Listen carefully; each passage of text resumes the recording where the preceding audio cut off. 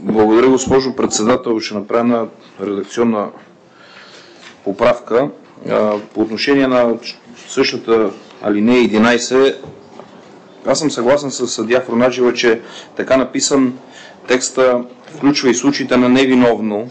неспазване, системно неспазване на режима от страна на родител, комуто не са предоставени правата, има само режим на личен контакт.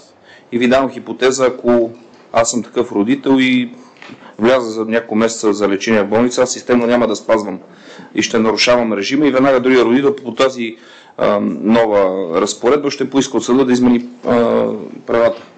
да измени режима на личния контакт, извинявам се, и ще има пълното основание за това. От друга страна, проблема в момента в 99% от случаите е, че родителя, комуто са предоставени за упражняване на родителските права, пречи на другия родител и се почва вика на полиция, частни съдебни изпълнители, каквото се сетите, и ангажираме всякакъв ресурс за това. Ако този родител, тъй като той в момента не се респектира, не се плаши от нищо, няма законова разпоредба, която да го възпрепятства и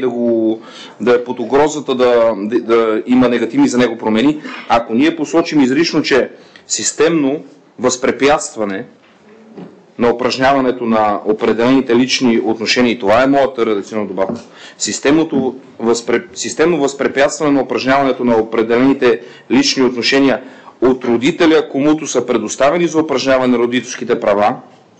и натам текста да продължава. Това би било тази възпираща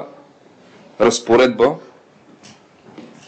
за този родител, комуто са предоставени родителските права, той пречи на другия да упражнява своя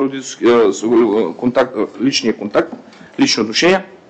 и тогава ще знае, че ако го прави системно, ще изпадне под угрозата съда да определи друг режим на лични отношения, пък и мерки, постановява нови мерки, тук ти ще питаш съответно за мерките. Така че това е по реда на член 80 алинея 2 изречение 2 от нашия правилник, правя такава редакционна поправка, ще я нарека.